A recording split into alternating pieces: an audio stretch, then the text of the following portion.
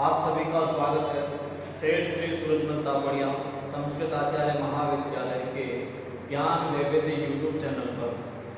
शास्त्रीय द्वितीय वर्ष का पाठ्यक्रम चल रहा है साहित्य प्रथम पत्र, उसमें साहित्य दर्पण आपके पुस्तक चल रही है। साहित्य दर्पण में जो नाटकों के अनुरूप जो पांच संधियां हैं उनका विवेचन चल रहा है। 5 संधियों के जो अंग हैं उन अंगों के बारे में बताया जा रहा है। 5 संधि मुख, प्रतिमुख, गर्भ, विमर्श और निर्वहन, इन संधियों के अंगों की बात चल रही है। उसमें आज आपके समक्ष अंतिम संधि जो निर्वहन संधि है, जिसको उपसंहार के रूप में भी जानते हैं, उस संधि के बारे में आज पढ़ेंगे। निर्वहन संधि जो कि पंचम संधि है, मुख, प्रतिमुख, गर्भ, विमर्श के बारे में, उनके अंगों के बारे में हम पढ़ चुके हैं। आज निर्वहन संधि के जो अंग हैं उनके बारे में पढ़ेंगे। निर्वहन संधि के 14 अंग हैं। संधि संधिर्विबोधो ग्रथनम निर्णयः परिभाषणम प्रतिप्रसाद आनंदः समयोऽप्युपगूहनम् भाषणं पूर्ववाक्यच्च काव्यसंहार एव च प्रशस्तिरिति संभायते ज्ञायान्ते अंगानि नामतः। अब यहाँ पर संधि के अंगों के बारे में बताया। निर्वहन संधि के 14 अंग कौन कौन से? संधिर, विबोध, ग्रंथन, निर्णय, परिभाषण, प्रति, प्रसाद, आनंद, समय, उपगुहन, भाषण, पूर्व वाक्य, काव्य संहार और प्रशस्ति। ये 14 अंग हैं। उनमें पहला है संधि। संधि के लिए कहा बीजोपगमनम संधि। बीजोपगमनम अर्थात जो मुख्य संधि जो प्रथम संधि है उसमें जो बीज का निरूपण जो किया गया है, अर्थात नाटक की जो घटनाक्रम जहाँ से प्रारंभ हुआ है उसी को यहाँ पर लिया बीजोपगमनम संधि। अर्थात अभिप्राय है मुख संधि में जो निक्षिप्त बीज अर्थात इतिवृत्त जो है उसका उपगमन या पुनः संधान करना, उसे यहाँ पर कहा निर्वहन। ये निर्वहन का पहला अंग संधि। उदाहरण दिया वेण्यम अर्थात वेणी संहार का। भीम कह रहा है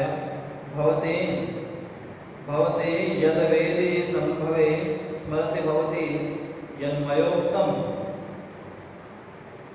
चंचद भुजे इत्यादि जो उनका श्लोक है उसके बारे में। अनेन मुखे क्षिप्त बीजस्य पुनरुपगमनम इति संधि। भीम ने कहा अरे यज्ञ वेदी संभवे, क्या तुझे याद है कि मैंने क्या कहा था? अपने प्रचंड भुजदंड में घुमाई जाती है, ऐसा करके जो उन्होंने पहले श्लोक बोला था उस बात को वापस याद दिलाते हैं कि देखो मैंने उस कर्तव्य का अनुष्ठान कर डाला। तो वो जो बीज पुनर्संधान जो करना है उसे यहाँ पर संधि के रूप में कहा।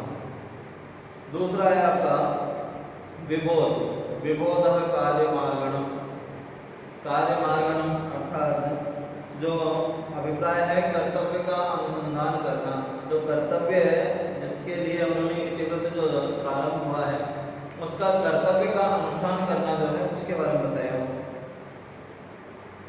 वेणी संहार का उदाहरण है भीम कह रहा है वंचित मम आर्य क्षणमेकम, मुझे एक क्षण के लिए आर्य आप छोड़ें। युधिष्ठिर को भीम कह रहा है कि आचार्य आप मुझे थोड़ी देर के लिए छोड़ दें।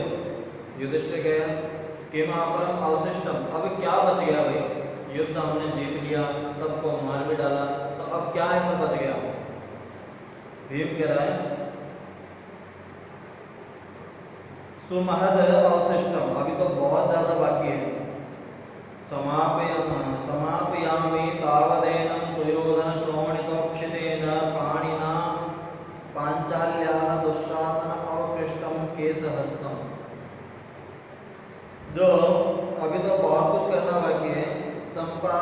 समापयामि, मैं करना चाहता हूँ। तावदेन, जो ये सुयोधन अर्थात दुर्योधन के शोणित रक्त से सने इन हाथों से दुशासन के द्वारा जो खोली गई द्रौपदी की वेणी है उसे मैं संवारना चाहता हूँ, क्योंकि यही मैंने प्रतिज्ञा की थी कि जब तक मैं उसके रक्त से तुम्हारी चोटी नहीं बांधूंगा तब तक तुम चोटी नहीं बांधोगे। ऐसी प्रतिज्ञा भीम के द्वारा की गई थी कि दुर्योधन की जंगा तोड़कर दुशासन की छाती तोड़कर मैं रक्त लाऊंगा और उस तुम्हारी चोटी को वापस गूंथूंगा। इसलिए इस नाटक का नाम पड़ा वेणी संहार। वेणी संहार अर्थात वेणी को गूंथना, तो वही अर्थ यहाँ पर हमने लिया।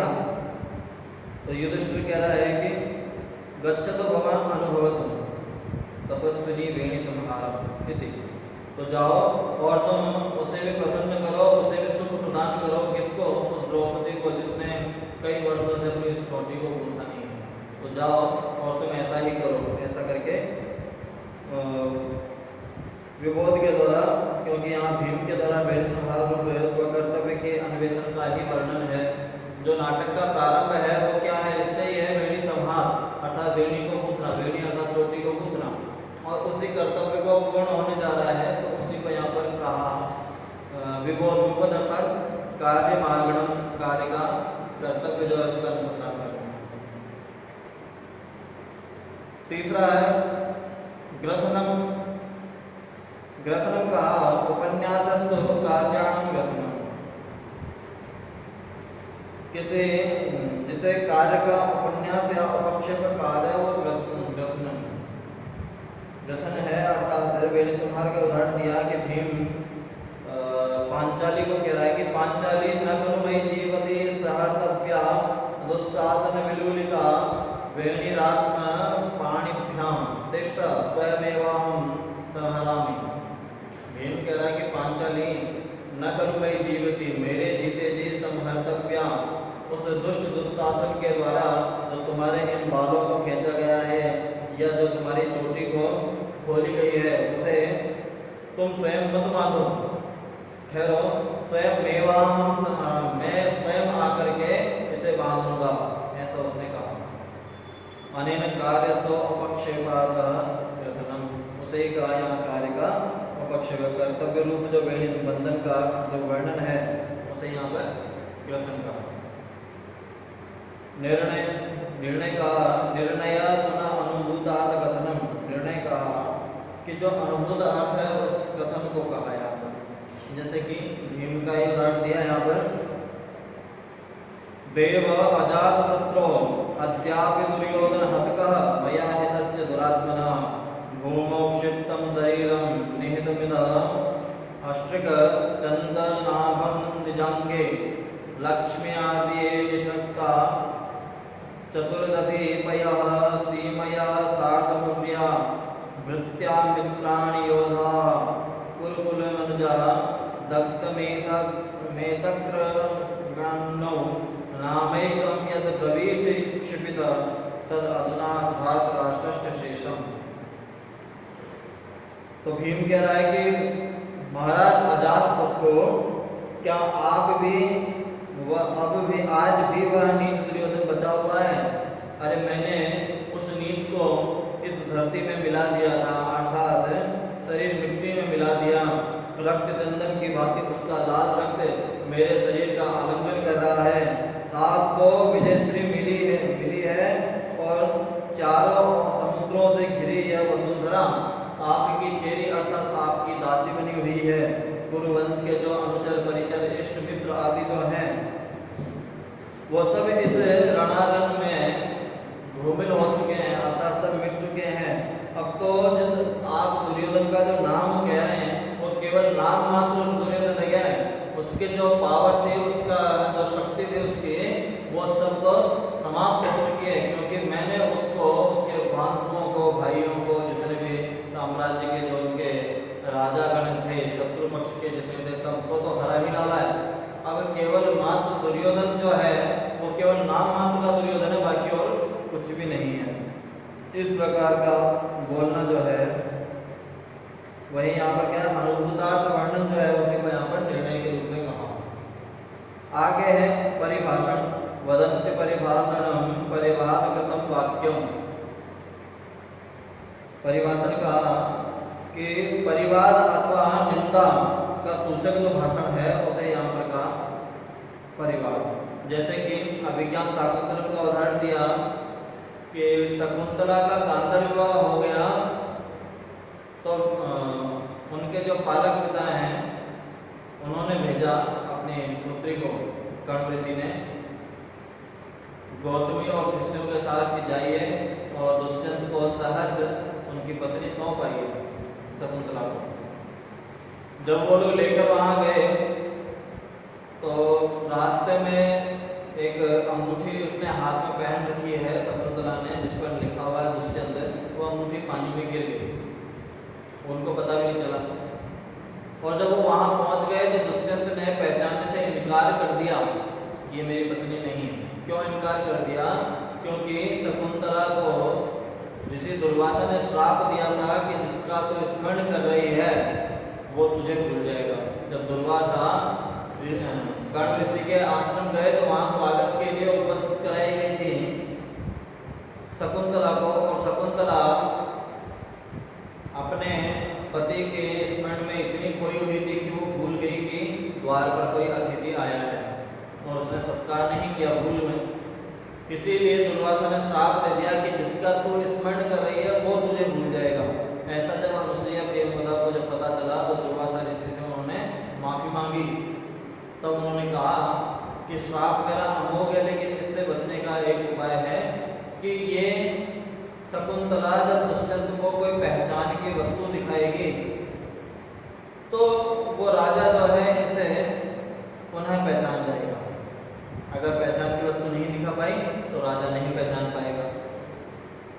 इसीलिए इस नाटक का नाम बना अभिज्ञान शाकुंतलम, शकुंतला की पहचान। अब शकुंतला जब वहाँ गई तो वो पानी में अंगूठी गिर गई और उनको नहीं मिली, किसी नदी में गिर गई। और दुष्यंत के पास जब ले जाएगी तो दुष्यंत ने उनको पहचानने से इनकार कर दिया श्रापवश। उसी प्रसंग को यहाँ पर बताया गया है। तो परिभाषण का मतलब कहा परिवाद करना या निंदा, निंदा रूपी वचन बोलना, उसे यहाँ पर कहा। राजा कह रहा है आगे, राजा जो है उस तापसी को कह रहा है अथसा तत्र भवते किमाख्यस्य राजर्षे पत्नी। राजा कह रहा है कि आगे ये तो बताइए कि आप इन्हें किस नाम के राजा की पत्नी कहना चाहती हैं। तो तापसी कह रही है जिसने अपनी पत्नी का परित्याग कर दिया उस पापी का नाम कौन ले। अर्थात वो व्यंग्य किसको मार रही है? स्वयं उसी राजा को, क्योंकि तापसी को तो ये बात स्मरण नहीं है या वो श्राप वाली बात है उसका विश्वास नहीं कर रही। वो तो यही मान रहे हैं कि ये पुरुष की ऐसी पहचान है कि वो उससे प्रेम करके उससे विवाह करके तो आ गया, लेकिन ये भूल गया उसको राजा है, इसलिए ऐसा भूल गया। श्रापवश जो था वो बात उसको पता नहीं थी तापसी को, इसलिए वो उनको खरी कोशिश सुनाई अब निंदा रूपी वचन बोलने की कि ऐसे राजा का नाम कौन ले जिसने अपनी पत्नी का ये परित्याग कर दिया हो। तो इस प्रसंग में जो तापसी का जो दुष्यंत के लिए जो निंदा रूपी वचन कहे गए उसे यहाँ पर कहा गया परिवाद या निंदा। तो इसमें आगे चल के इसी नाटक में क्या होता है कि बाद में जब शकुंतला को नहीं पहचान पाता तो शकुंतला को वहाँ से जाने के लिए कहता है और सानुमति आती है जो कि मेनका की सखी है। वो सानुमति वहाँ से उसे ले जा करके शकुंतला को ले जा करके मारीच ऋषि के आश्रम में छोड़ देती है।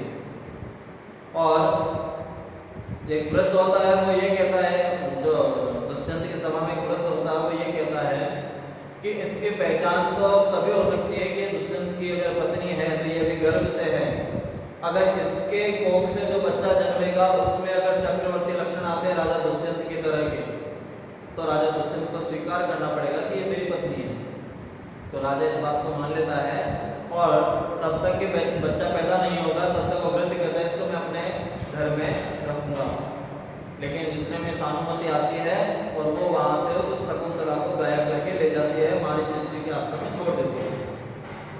राजा को जब राजा के जो सिपाही हैं वो किसी मछुआरे को पकड़ कर लाते हैं, जो मछुआरा एक सोने की हीरो से जड़ी हुई अंगूठी को बाजार में बेचने जा रहा है जिस पे लिखा हुआ है दुष्यंत। उस अंगूठी को जब सैनिक ला करके राजा दुष्यंत को देते हैं कि ये एक मछुआरा जो था इसको बेचने जा रहा है, आपकी अंगूठी चोरी करके ले गया। जैसे ही अंगूठी राजा ने देखी उससे सब बातें स्मरण आ जाती हैं, क्योंकि ये वही अंगूठी थी जो शकुंतला के हाथ से नदी में गिर गई और उस नदी में कोई मछली थी, वो मछली अपने पेट में खा गई। और मछुआरा जब उस मछली को बेचने के लिए गया, मछली को काटने के लिए उसने प्रयास किया तो मछली के अंदर से वो अंगूठी निकली, वो उसको बेचने के लिए आ गई। तो तब राजा ने वो अंगूठी देखी, तब उसको पहचान हो गई शकुंतला की, उसे अपनी सब बातें याद आ गई, खूब पछतावा, शकुंतला को खूब ढूंढा, शकुंतला कहीं नहीं मिली। अंत में जाकर सप्तम अंक में शकुंतला उसे पुनः मिलती है, इसीलिए उस नाटक को सुखांकित कर दिया। तो वही उस प्रसंग का 5वें अंक का एक ये संवाद यहाँ पर दिया है, निंदा रूपी जो बात है उसके लिए। फिर आगे कहा प्रसाद न कृति, आगे कहा कृति, छठा अंक है कृति। कृति के लिए कहा लब्धार्थ समनम कृति, उपलब्ध विषय के द्वारा चित्त शांति के वर्णन को कहा यहाँ पर कृति, लब्धार्थ समनम कृति। यथा वेण्यम, कृष्ण कह रहा है एते भवन्तो व्यास वाल्मीकि प्रवर्तयो विषेकं धारयन्तः तिष्ठन्ति इति अनेन प्राप्त राज्यस्याभिषेक मंगलैः स्त्रीकरणं कृति। अब युद्ध हो गया, युद्ध में युधिष्ठिर जीत गए और कृष्ण कह रहा है कि भगवान व्यास, वाल्मीकि आदि महर्षि अभिषेक के लिए आपकी प्रतीक्षा कर रहे हैं। किसकी प्रतीक्षा कर रहे हैं? युधिष्ठिर की, क्योंकि अब वो जीत चुके तो राज्याभिषेक होना है। तो उसके लिए जो लब्धार्थ का जो प्राप्त कर लिया है, उस प्राप्त से चित्त शांति अर्थात फल जो है, फल के द्वारा शांति प्राप्त करना। तो इस प्रसंग में जो मंगल है, अभिषेक द्वारा मंगल, युधिष्ठिर के चित्त की शांति और स्थिरता की स्थापना का जो वर्णन है उसे यहाँ पर प्रतीक के रूप में बताया। आगे कहा प्रसाद। प्रसाद क्या है? शुश्रूषादि प्रसादः स्यात् तथा तत्रैव भीमेन द्रौपद्याः केश संशयम्। प्रसाद का वर्णन कहा कि अभिप्राय सेवा परिचर्या आदि का अभिप्राय है। प्रसाद का अभिप्राय है सेवा, परिचर्या या फिर आदि का अभिप्राय है। जैसे कि उदाहरण दिया, वेणी संहार में भीमसेन के द्वारा द्रौपदी के केश समेन की घटना का जो उल्लेख है उसे यहाँ प्रसाद के रूप में, उसके केशों को जो संवारना है, चोटी गूंथना है, उसे यहाँ पर कहा प्रसाद। इसके बाद कहा आनंद। आनंद का मतलब कहा आनंदो वांछितागमः, वांछित जो फल है उसके लिए आनंद बताया कि मनोरथ की पूर्ति में जो संतोष है, उस संतोष को यहाँ पर कहा आनंद। आनंद की प्राप्ति होना, प्रसन्नता होना, जो फल की इच्छा थी वो फल प्राप्त हो जाए, संतुष्टि मिल जाए, वही कहा आनंद।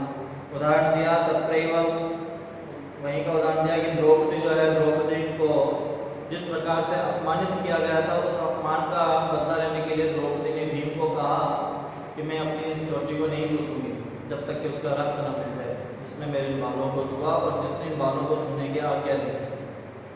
इसीलिए भीम ने दुर्योधन की जंगा और दुशासन की छाती को चीरने की प्रतिज्ञा ली थी। तो द्रौपदी जो है वो कह रही है कि मैं तो वेणी बांधना भूल सी भी गई थी, लेकिन अब आपकी कृपा से इसे फिर सीख जाऊंगी, क्योंकि कई वर्षों तक उसने अपने बालों को बांधा नहीं। तो वो भीम को कह रही है कि मैं तो अपनी चोटी को बांधना ही भूल गई थी, लेकिन अब आपकी कृपा से मैं वापस ये सीख जाऊंगी। अपनी प्रसन्नता को, अपने मनोरथ जो है, उस मनोरथ को पूर्ण होने पर जो आनंद की प्राप्ति उसे हो रही है, उसका वर्णन यहाँ पर कहा है। फिर कहा समय।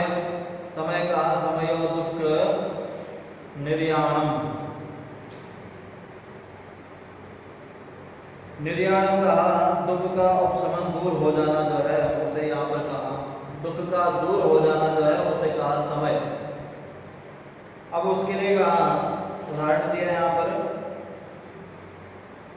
रत्नावली का, कि वासवदत्ता के द्वारा जो रत्नावली है उसको अपने सौतन के रूप में स्वीकार कर लेना, कि राजा के लिए चक्रवर्ती ये सिद्ध होगी, इसलिए उसे अपने सौतन के रूप में स्वीकार कर लेना, वही यहाँ पर है समय, दुखों को दूर करने वाली बात। रत्नावली कह रही है और वासवदत्ता रत्नावली को गले लगाते हुए कह रही है, घबराओ नहीं बहन।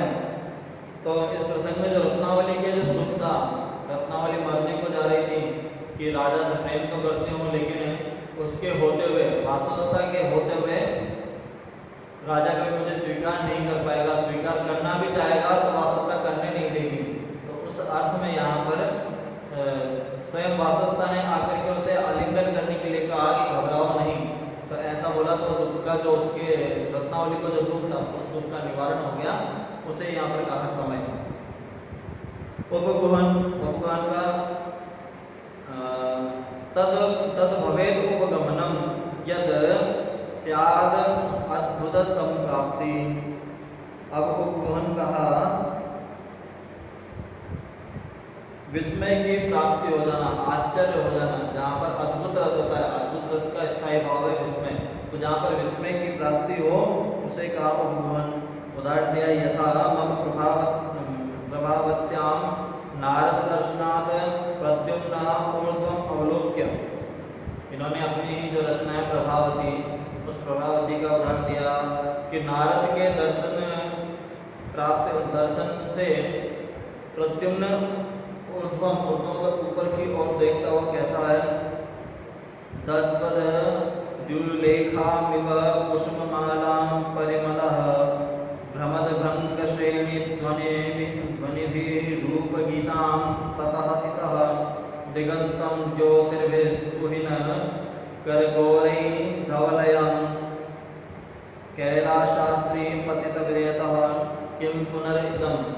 इस प्रकार से उन्होंने कहा नारद को देखते हुए कि यह क्या है, यह क्या है जो सांद्र सौरभ लोभ से मंडराते भौरों की गुंजार भरी चमकती पुष्पमाला धारण किए हुए तथा धवल चंद्र धवल तेज दिगंत की प्रकाशित करते हुए इस ओर आता दिख रहा है।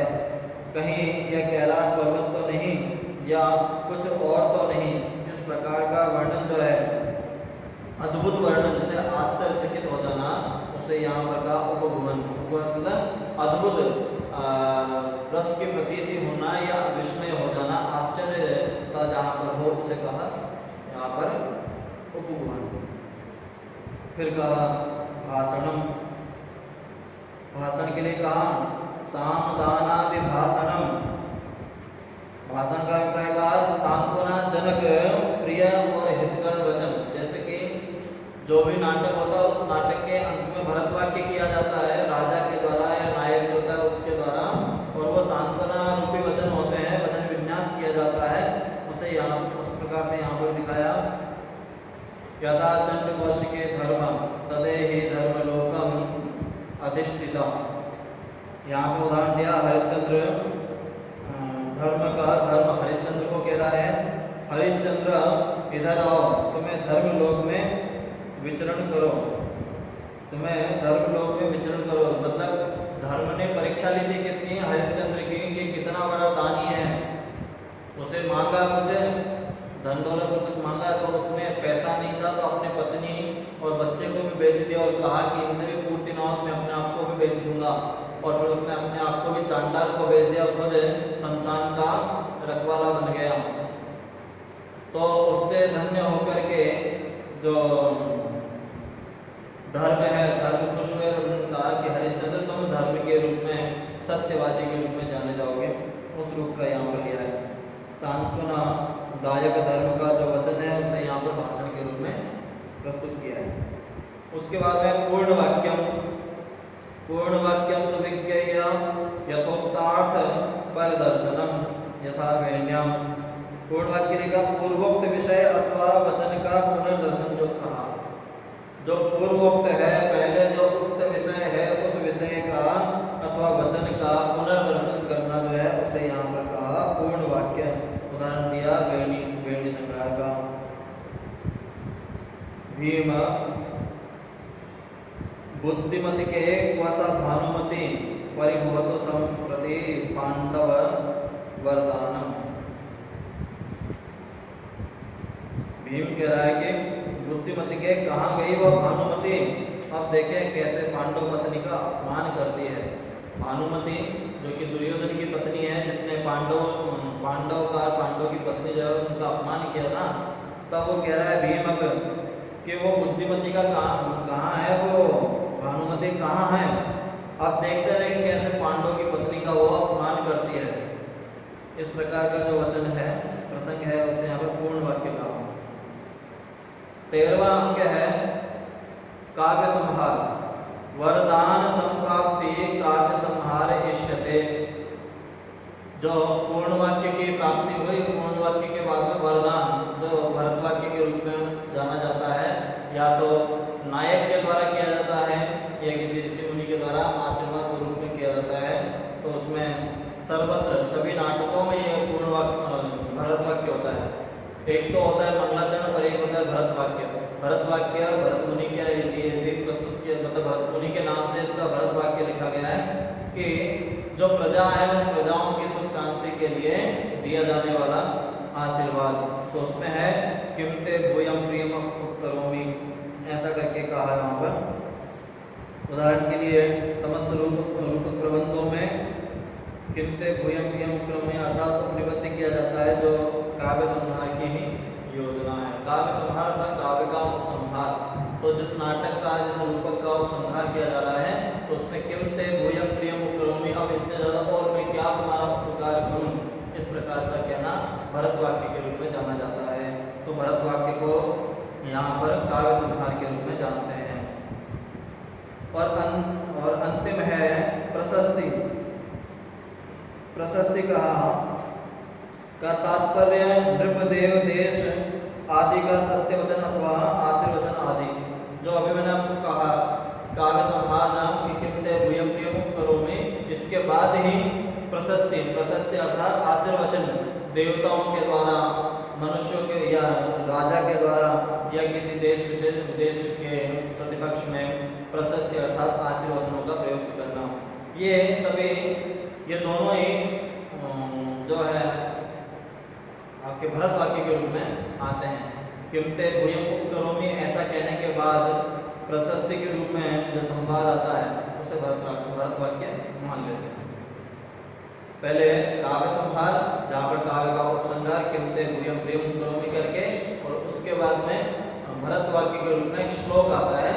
श्लोक के रूप में या किसी आशीर्वचन के रूप में वो प्रस्तुत किया जाता है। जैसे उदाहरण के लिए प्रभावती में जो ये प्रशस्ति के रूप में दिया गया है, राजानः सुत निर्विशेषम् अधुना पश्यन्तु नित्यं प्रजा जीयासुः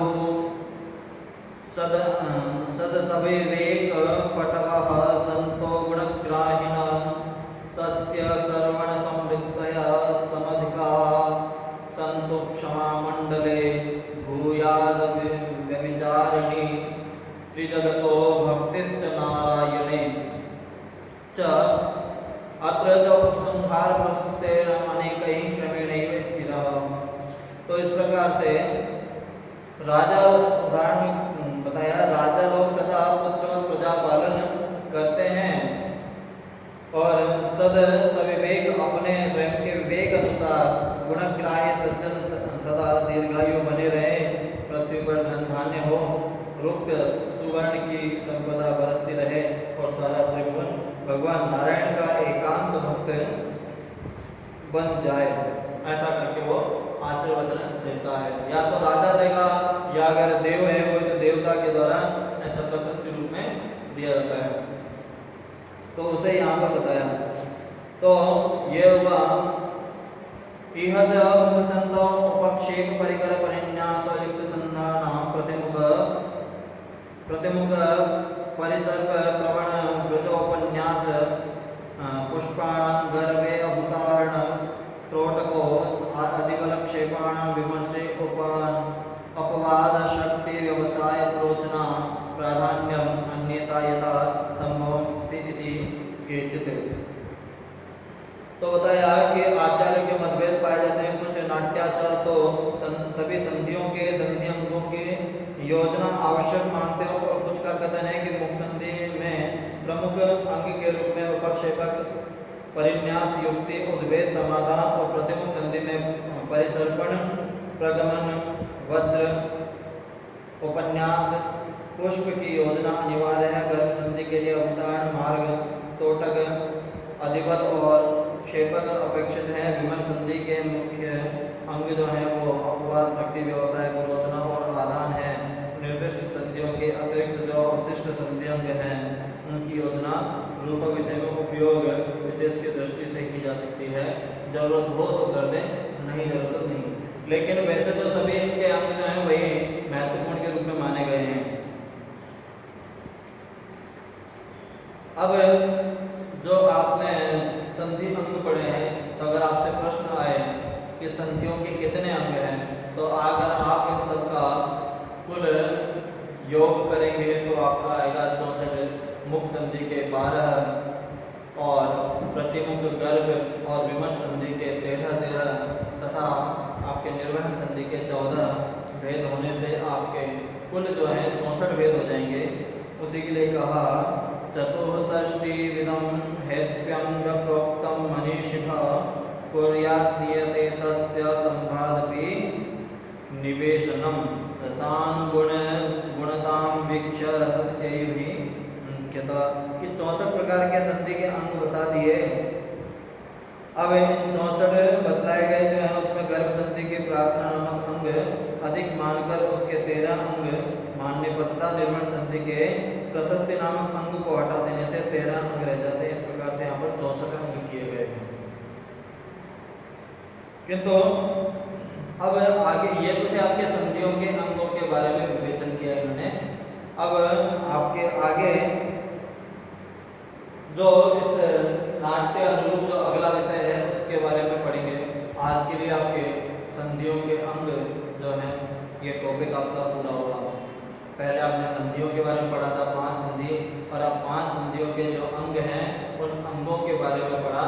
आज आपका ये जो संधि के अंग वाला जो टॉपिक है वो पूर्ण होता है, और अगले भाग में फिर हम और दूसरे विषय को लेकर के इसमें बात करेंगे। आज के लिए धन्यवाद।